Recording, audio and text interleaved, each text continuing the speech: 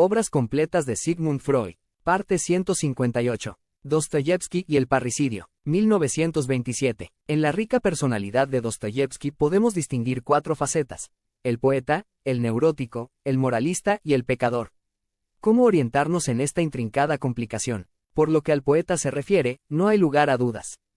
Tiene su puesto poco detrás de Shakespeare. Los hermanos Karamazov es la novela más acabada que jamás se haya escrito, y el episodio del Gran Inquisidor es una de las cimas de la literatura mundial.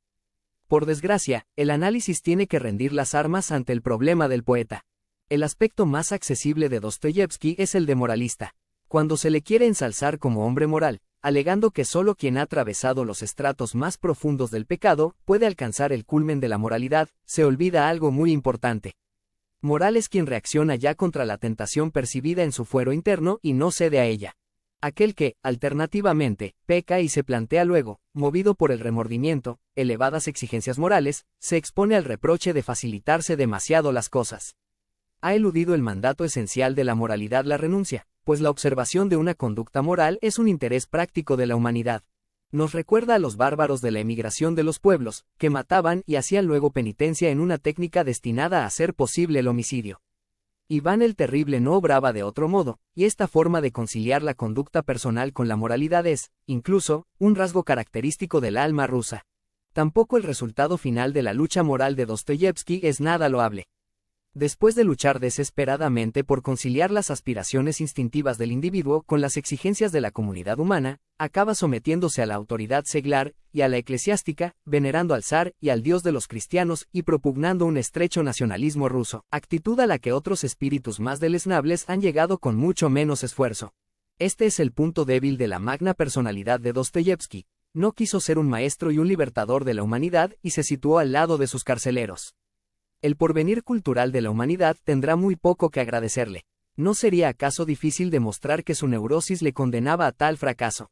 La elevación de su inteligencia y la fuerza de su amor a la humanidad abrían a su vida otro camino distinto, el camino del apostolado. Pero también, contra la idea de considerar a Dostoyevski como un pecador o un criminal, se alza en nosotros una violenta resistencia, que no tiene por qué fundarse en la estimación vulgar del criminal. No tardamos en descubrir el verdadero motivo.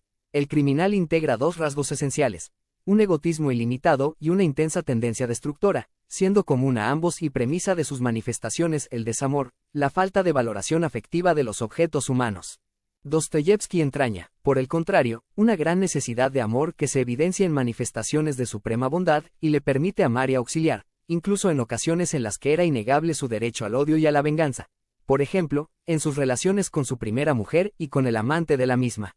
Nos preguntaremos entonces de dónde nos viene la tentación de incluir a Dostoyevski entre los criminales. Respuesta: es la elección de sus temas literarios, en la cual prefiere los caracteres egoístas, violentos y asesinos, la que indica la existencia de tales inclinaciones en su fuero interno, como igualmente algunos hechos reales de su vida, tales como su pasión por el juego, y acaso el haber abusado sexualmente de una muchacha impúber. La contradicción se resuelve por el descubrimiento de que el fortísimo instinto de destrucción de Dostoyevski, que hubiera hecho orientado esencialmente en su vida contra su propia persona, y se manifiesta, así como masoquismo y sentimiento de culpabilidad. De todos modos, su persona conserva rasgos sádicos suficientes, que se manifiestan en su irritabilidad, su gusto en atormentar y su intolerancia incluso contra personas queridas. Era, pues, en las cosas pequeñas, sádico hacia afuera, y en las de más alcance, sádico hacia adentro, o sea, masoquista. Esto es, un hombre benigno, bondadoso y auxiliador. De la complicación de la personalidad de Dostoyevski hemos extraído 3 factores, 1 cuantitativo y 2 cualitativos. Su extraordinaria afectividad, la disposición instintiva perversa que había de hacer de él un sádico masoquista o un criminal, y sus dotes artísticas, inanalizables. Este conjunto podría existir muy bien sin neurosis. Hay, en efecto, masoquistas completos no neuróticos. Conforme a la relación de fuerzas entre las exigencias instintivas y las inhibiciones a ellas contrapuestas, podría aún clasificarse a Dostoyevski dentro de los llamados caracteres instintivos. Pero la situación es enturbiada por la coexistencia de la neurosis, la cual, como ya hemos dicho, no es inevitable y fatal en semejantes circunstancias, pero se constituye tanto más fácilmente cuanto mayor es la complicación que el yo ha de vencer. La neurosis no es más que un signo de que el yo no ha logrado una tal síntesis y ha perdido, al intentarlo, su unidad. ¿Qué es rigurosamente lo que prueba la existencia de la neurosis? Dostoyevski se tenía y era tenido, en general por epiléptico, a causa de los graves ataques de convulsiones musculares que le aquejaban, acompañados de pérdida de conocimiento y seguidos de honda depresión. Pero lo más probable es que esta pretendida epilepsia fuera tan solo un síntoma de su neurosis, la cual podríamos clasificar, en consecuencia, como histeroepilepsia, esto es, como una histeria grave. Diagnóstico, desde luego, inseguro, por dos razones: la insuficiencia y la falta de garantía de los datos acoplados sobre la pretendida epilepsia de Dostoyevski, y la oscuridad todavía reinante en cuanto a los estados patológicos a los que se enlazan ataques epileptoides. Veamos, primero, este segundo punto. Sería inútil reproducir aquí toda la patología de la epilepsia, que no llega a conclusión alguna definitiva. Pero sí podemos decirnos que el antiguo morbus acer, la inquietante enfermedad, con sus ataques convulsivos imprevisibles, no provocados, al parecer, su modificación del carácter en un sentido irritable y agresivo, y un rebajamiento progresivo de todas las funciones intelectuales, resalta siempre como una aparente unidad clínica. Ahora bien, sus contornos no se nos muestran claramente delineados. Muy al contrario, van desvaneciéndose hasta una máxima imprecisión. Los ataques de rápida y brutal aparición, con mordeduras de lengua y evacuación de orina, acumulados al peligrosísimo status epilepticus, durante el cual el sujeto queda expuesto a causarse gravísimas lesiones, pueden aparecer mitigados hasta breves periodos en los que el enfermo realiza, como bajo el imperio de lo inconsciente, algo totalmente ajeno a él. Somáticamente condicionados en general, pueden, no obstante, deber su génesis primera a un influjo psíquico o reaccionar a estímulos psíquicos. Por muy característico que en la inmensa mayoría de los casos sea el deterioro intelectual, conocemos, por lo menos, un ejemplo en el que la enfermedad no logró impedir elevados rendimientos de este orden. Los enfermos de epilepsia pueden hacernos la impresión del embotamiento y de un desarrollo inhibido, así como la enfermedad misma aparece frecuentemente acompañada de idiotez patente y de máximos defectos cerebrales, si bien no como elementos necesarios del cuadro patológico. Pero los ataques descritos aquejan también, con todas sus variedades, a personas que manifiestan un pleno desarrollo psíquico y una extraordinaria afectividad, insuficientemente dominada en la mayoría de los casos. No es, por tanto, de extrañar que en estas circunstancias parezca imposible mantener la unidad de una afección clínica bajo el nombre de epilepsia. La homogeneidad de los síntomas exteriorizados parece demandar una interpretación funcional, como si se hubiera constituido orgánica y previamente un mecanismo de derivación anormal de los instintos, mecanismo al que se recurría en las más diversas circunstancias, tanto con ocasión de perturbaciones de la actividad cerebral por una grave enfermedad como ante un dominio insuficiente de la economía psíquica. Detrás de esta dualidad sospechamos la identidad del mecanismo de derivación de los instintos existentes en el fondo. Este puede también ser un tanto afín a los procesos sexuales tóxicamente motivados en su fondo. Ya los médicos más antiguos decían que el coito era una pequeña epilepsia, reconociendo así en el acto sexual la mitigación y la adaptación de la descarga epiléptica de los estímulos. La reacción epiléptica, términos con los que podemos designar este conjunto, se pone indudablemente a disposición de la neurosis, cuya esencia consiste en derivar por el camino somático aquellas magnitudes de excitación que le es imposible manejar psíquicamente. El ataque epiléptico pasa a ser, de este modo, un síntoma de la histeria, y es adaptado y modificado por ella, lo mismo que por la derivación sexual normal. Es, por tanto, acertado distinguir entre una epilepsia orgánica y una epilepsia afectiva. Prácticamente, esta distinción significa que quien padece la primera es un enfermo del cerebro, y quien padece la segunda, un neurótico. En el primer caso, la vida anímica sufre una perturbación ajena a ella y procedente del exterior. En el segundo, la perturbación es una manifestación de la vida anímica misma. Es muy probable que la epilepsia de Dostoyevski fuera de este segundo género. Pero no es hacedero probarlo rigurosamente, pues tendríamos que poder insertar la primera aparición y las oscilaciones posteriores de los ataques en el conjunto de su vida anímica, y no poseemos datos bastantes para ello. Las descripciones de los ataques mismos no nos ilustran nada, y las noticias que poseemos sobre las relaciones entre los ataques y las vivencias del sujeto son insuficientes y a veces contradictorias. La hipótesis más verosímil es la de que los ataques comenzaron muy pronto, ya en la niñez de Dostoyevski, siendo primeramente representados por síntomas benignos, y adoptando luego la forma epiléptica, cuando a los 18 años de edad sufrió el sujeto la conmoción de una terrible vivencia, el asesinato de su padre. Sería muy adecuado que durante el tiempo de su encarcelamiento en Siberia hubieran remitido por completo los ataques, pero otros datos contradicen tal hipótesis. La indiscutible relación existente entre el asesinato del padre en los hermanos Karamazov y el destino del padre de Dostoyevski ha sido recogida por más de un biógrafo y los ha movido a referirse a una cierta orientación psicológica moderna. El psicoanálisis, pues a él se alude con tales palabras, tiende a ver en este suceso el trauma más grave, y en la reacción de Dostoyevski a él, la piedra angular de su neurosis. Ahora bien, al tratar de fundamentar psicoanalíticamente esta tesis, temo resultar incomprensible a los lectores poco o nada familiarizados con las doctrinas y la terminología de nuestra disciplina. Tenemos un punto de partida seguro. Conocemos el sentido de los primeros ataques de Dostoyevski en sus años jóvenes, mucho antes de la aparición de la epilepsia. Estos ataques significan la muerte, eran precedidos de accesos de miedo a morir, y consistían en estados de sueño letárgico.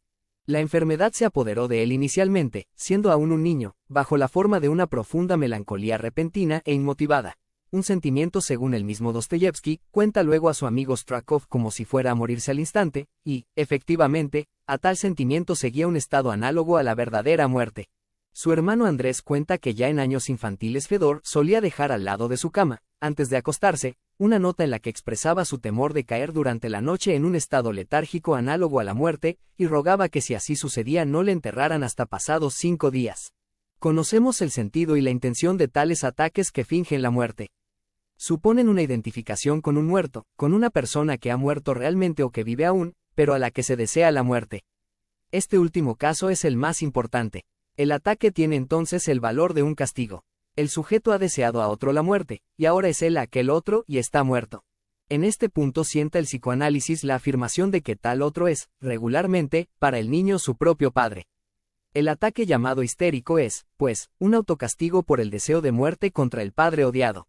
El parricidio es, según interpretación ya conocida, el crimen capital y primordial, tanto de la humanidad como del individuo.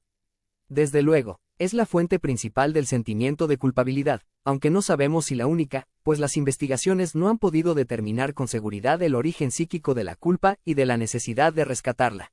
Pero tampoco es preciso que sea, en efecto, la única. La situación psicológica es complicada y precisa de aclaración. La relación del niño con su padre es una relación ambivalente. Además del odio que quisiera suprimir al padre como a un enfadoso rival, existe, regularmente, cierta magnitud de cariño hacia él. Ambas actitudes llevan, conjuntamente, a la identificación con el padre. El sujeto quisiera hallarse en el lugar del padre porque le admira, quisiera ser como él y quisiera al mismo tiempo suprimirlo. Ahora bien, toda esta evolución tropieza con un poderoso obstáculo. En un momento dado, el niño llega a comprender que la tentativa de suprimir al padre como a un rival sería castigada por aquel con la castración. Y así, por miedo a la castración, esto es, por interés de conservar su virilidad, abandona el deseo de poseer a la madre y suprimir al padre. En cuanto tal deseo permanece conservado en lo inconsciente, constituye la base del sentimiento de culpabilidad. Todos estos son, a nuestro juicio, procesos normales, el destino normal del llamado complejo de Edipo. A ello vamos a añadir ahora un complemento importantísimo. Una complicación más surge cuando en el niño se haya intensamente desarrollado aquel factor al que damos el nombre de bisexualidad. Entonces, ante la amenaza de perder la virilidad por obra de la castración, se intensifica la tendencia a encontrar una salida por el lado de la feminidad, situándose en el lugar de la madre y adoptando su papel de objeto erótico para con el padre. Pero el miedo a la castración hace también imposible esta solución. El sujeto comprende que también habrá de someterse a la castración si quiere ser amado, como una mujer, por el padre.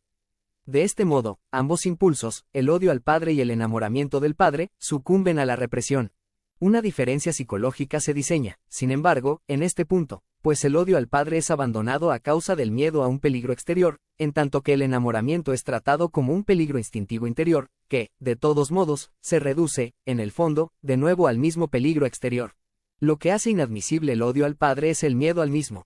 La castración es temerosa, tanto en calidad de castigo como en calidad de precio del amor. De los dos factores que reprimen el odio al padre, el primero, el miedo directo al castigo y a la castración, puede ser calificado de normal, mientras que la intensificación patógena parece ser aportada por el otro factor, el miedo a la actitud femenina. Una intensa disposición bisexual es así una de las condiciones o uno de los refuerzos de la neurosis. Podemos estar casi seguros de que Dostoyevski entrañaba tal disposición, manifiesta en la importancia que tuvieran en su vida las amistades masculinas, en su conducta singularmente cariñosa para con sus rivales en amor y en su excelente comprensión de situaciones solo explicables por una homosexualidad reprimida, como lo prueban múltiples pasajes de sus novelas. Lamentaré, pero no está en mi mano remediarlo, que estas consideraciones sobre el odio y el amor del sujeto infantil con respecto a su padre, y las modificaciones experimentadas por tales sentimientos bajo el influjo de la amenaza de castración parezcan repulsivas e inaceptables a los lectores poco familiarizados con el psicoanálisis. Esperamos incluso que precisamente el complejo de castración haya de tropezar con la repulsa general. Pero no podemos menos de insistir con máxima energía en que la experiencia psicoanalítica deja fuera de toda duda estas circunstancias y nos hace ver en ellas la clave de toda neurosis. Habremos, pues, de intentar aplicarla también a la pretendida epilepsia de nuestro poeta. Las consideraciones que preceden no agotan, desde luego, las consecuencias de la represión del odio al padre en el complejo de Edipo. A ellas hemos de agregar aún que la identificación con el padre acaba por conquistarse un puesto permanente en el yo. Es acogida en el yo, pero se ubica en él, como una instancia especial aparte de su contenido restante. A esta nueva instancia le damos entonces el nombre de super-yo y le adscribimos, como heredera de la influencia del padre, importantísimas funciones.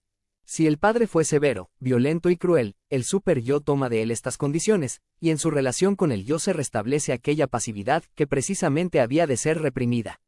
El super-yo se ha hecho sádico, y el yo se hace masoquista. Esto es, femeninamente pasivo en el fondo. Fórmase en el yo una magna necesidad de castigo, que permanece, en parte, como tal a disposición del destino y encuentra, en parte, satisfacción en el maltrato por el super-yo. Todo castigo es, en el fondo, la castración, y como tal, el cumplimiento de la antigua actitud pasiva con respecto al padre. También el destino es tan solo, en último término, una ulterior proyección del padre.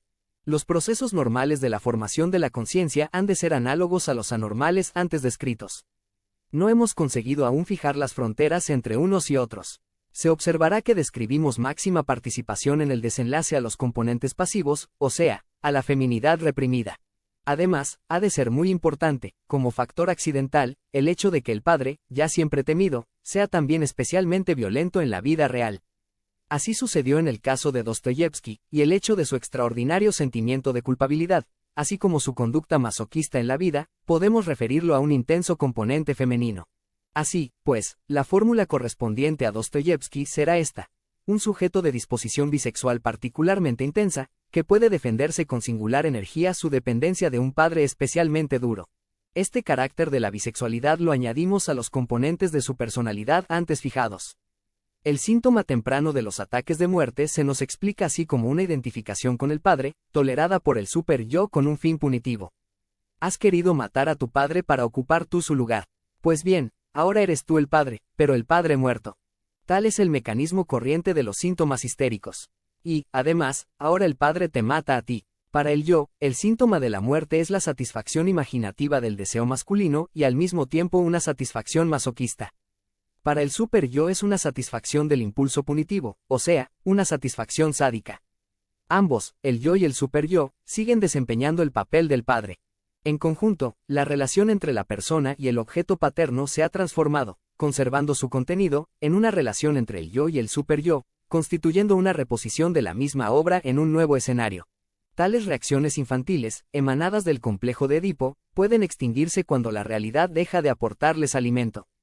Pero el carácter del padre sigue siendo el mismo, e incluso empeora con los años, y de este modo también perdura en Dostoyevski el odio al padre, su deseo de muerte contra aquel padre cruel. Ahora bien, es harto peligroso que la realidad llegue a cumplir tales deseos reprimidos. La fantasía se hace así realidad, y todas las medidas defensivas quedan reforzadas. Los ataques de Dostoyevski toman entonces carácter epiléptico, siguen entrañando el sentido de una identificación punitiva con el padre, pero se hacen más temerosos, como terrible ha sido la muerte del padre mismo.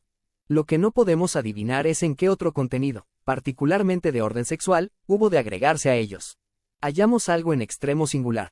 En el aura del acceso el sujeto vive un instante de máxima felicidad, fijado acaso por el sentimiento de triunfo y de liberación emergentes al recibir la noticia de la muerte, al que sigue en el acto el castigo, tanto más cruel. Una tal sensación de triunfo y duelo, alegría festiva y duelo la hallamos también repetida entre los hermanos de la horda primordial, que, después de matar al padre, lo vuelven a hallar en la ceremonia de la comida totémica. Si fuera cierto que Dostoyevski no sufrió ataque ninguno mientras estuvo en Siberia, ello confirmaría que sus ataques eran su castigo, no necesitándolos, por tanto, mientras sufría otro de distinto género. Pero esta circunstancia resulta indemostrable. Esta necesidad de castigo de la economía psíquica de Dostoyevski explica más bien que pudiera atravesar sin grave quebranto tales años de miseria y humillaciones. La condena de Dostoyevski como delincuente político fue injusta. Dostoyevski tenía que darse cuenta de ello, pero aceptó el castigo inmediato que el zar le imponía, como sustitución del castigo al que su pecado contra su verdadero padre le había hecho acreedor. En lugar de entregarse al autocastigo, se dejó castigar por el representante del padre. En este punto vislumbramos una parte de la justificación psicológica de las penas impuestas por la sociedad. Es indudable que grandes grupos de delincuentes piden y ansían el castigo. Su super-yo lo exige y evita así tener que imponerlo por sí mismo. Quienes conocen los complicados cambios de sentido de los síntomas histéricos comprenderán que no emprendemos aquí una tentativa de descubrir más allá de este punto inicial el sentido de los ataques de Dostoyevski. Ya es bastante poder suponer que su sentido original permaneció inmutable detrás de todas las estratificaciones ulteriores. Podemos decir que Dostoyevski no se vio jamás libre de remordimientos por su primitivo propósito parricida. Tales remordimientos determinaron también su actitud en los otros dos sectores en los que la relación paterno-filial da la norma, esto es, ante la autoridad estatal y ante la creencia en Dios. En el primero llegó una plena sumisión al padrecito zar, el cual había representado con él una vez, en la realidad, la comedia de la muerte que sus ataques le presentaban con tanta frecuencia. La penitencia logró en este punto un predominio absoluto. En el terreno religioso le quedó mayor libertad. Según informes de cierta garantía, osciló durante toda su vida entre la fe y el ateísmo. Su gran inteligencia le hacía imposible ocultarse las grandes dificultades mentales que suscita la fe. Repitiendo individualmente una evolución histórica, esperaba hallar en el ideal cristiano una salida y una redención, y utilizar sus sufrimientos mismos como base de una aspiración a un papel de Cristo. Si en conjunto no llegó a alcanzar la libertad y se hizo reaccionario, fue porque la culpa filial, generalmente humana, en la que se basa el sentimiento religioso, alcanzó en él una intensidad superindividual, permaneciendo inaccesible incluso a su gran inteligencia. En este punto nos exponemos al reproche de abandonar la imparcialidad del análisis y someter a Dostoyevski a valoraciones solo justificadas desde el punto de vista partidista de cierta intuición del universo. Un conservador tomaría el partido del gran inquisidor y juzgaría muy diferentemente a Dostoyevski. El reproche está justificado. Más para mitigarlo, podemos alegar que la decisión de Dostoyevski aparece determinada por la inhibición mental provocada por la neurosis. No cabe atribuir al azar que tres obras maestras de la literatura universal traen el mismo tema, el parricidio. Tal es, en efecto, el tema del Edipo de Sófocles, del Hamlet shakespeariano y de los hermanos Karamazov.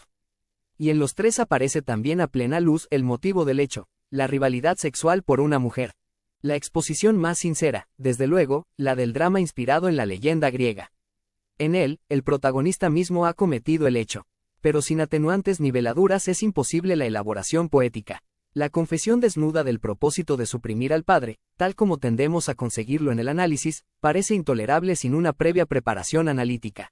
En el drama griego, la atenuación imprescindible queda magistralmente conseguida sin alteración alguna de los hechos, proyectando en la realidad el motivo inconsciente del protagonista como una fatalidad ajena a él. El protagonista comete el acto criminal inintencionadamente y, al parecer, sin influjo alguno procedente de la mujer. Pero luego se rinde pleitesía a la verdad profunda, por cuanto solo después de repetir el hecho con el monstruo que simboliza al padre llega el protagonista a conseguir a la reina, su madre. Una vez descubierta su culpa y hecha consciente, no sigue tentativa alguna de descargarla de sí recurriendo a la construcción auxiliar de la fatalidad, sino que es reconocida y castigada como una culpa consciente, cosa que a nuestra reflexión puede parecer injusta, pero que es plenamente correcta desde el punto de vista psicológico. La expresión del drama inglés es indirecta. El acto criminal no ha sido realizado por el protagonista mismo, sino por otro sujeto, para el cual no significaba un parricidio. Por lo cual no es preciso ya velar el motivo repulsivo, la rivalidad sexual. También el complejo de Edipo del protagonista lo vemos como a una luz refleja al observar los efectos que en él produce el acto cometido por otro. Debía vengar el crimen, pero se encuentra extrañamente incapaz de hacerlo. Sabemos que lo que le paraliza es su sentimiento de culpabilidad, pero este es sustituido en forma muy análoga a la que siguen los procesos neuróticos por la percepción de su insuficiencia para el cumplimiento de su labor vengadora. Surgen indicios de que el protagonista siente esta culpa como una culpa superindividual. Desprecia a los demás tanto como a sí mismo se desprecia. Si se tratara a cada cual como se merece, ¿quién escaparía de ser azotado? La novela de Dostoyevski avanza en esta dirección un paso más. También en ella es otro el que ha cometido el crimen, pero alguien que se hallaba en el asesinato en la misma relación filial que Dmitri, el protagonista, con respecto al cual es abiertamente confesado el motivo de la rivalidad sexual. El parricida es, en efecto, otro hermano, al que Dostoyevski atribuye singularmente su propia enfermedad, la pretendida epilepsia, como si quisiera confesar que el neurótico y epiléptico que en él había era un parricida. Y luego sigue en el informe ante los tribunales la famosa burla contra la psicología, calificada de cuchilla con dos extremos, la cual constituye un habilísimo encubrimiento, pues basta darle la vuelta para hallar el sentido profundo de la concepción de Dostoyevski. No es la psicología lo que merece la burla, sino el procedimiento judicial. Es indiferente quién haya cometido realmente el crimen. Para la psicología, lo único que importa es quién lo ha deseado en su fuero interno y ha cogido gustoso su realización, y por eso son igualmente culpables todos los hermanos con la sola excepción de Aljoshcha, figura de contraste, tanto el vividor entregado a sus instintos, como el cínico escéptico y el criminal epiléptico. En los hermanos Karamazov hallamos una escena que caracteriza magistralmente a Dostoyevski. El starets reconoce en una conversación con Dmitri que entraña en sí la disposición al parricidio y se arrodilla ante él. Este acto no puede ser desde luego una expresión de admiración. Ha de significar que el santo rechaza en sí la tentación de despreciar o condenar al asesino y se humilla por ello ante él. La simpatía de Dostoyevski hacia el delincuente es realmente ilimitada. Va mucho más allá de la compasión, a lo que puede aspirar el desgraciado, y recuerda el respeto que a los antiguos inspiraban el epiléptico y el demente. El criminal es para él casi como un redentor, que ha tomado sobre sí la culpa que de otro modo habrían tenido que soportar los demás. Uno no necesita ya asesinar después que él ha asesinado y tiene que estarle agradecido, pues de otro modo hubiera tenido uno mismo que cometer el crimen. Esto no es solo benigna compasión, sino identificación sobre la base de idénticos impulsos asesinos, y en último término, narcisismo ligeramente desplazado. Lo cual no anula en modo alguno el valor ético de tal bondad. ¿Acaso es este, en general, el mecanismo de la compasión, más fácilmente perceptible en este caso extremo del poeta, dominada por el sentimiento de culpabilidad?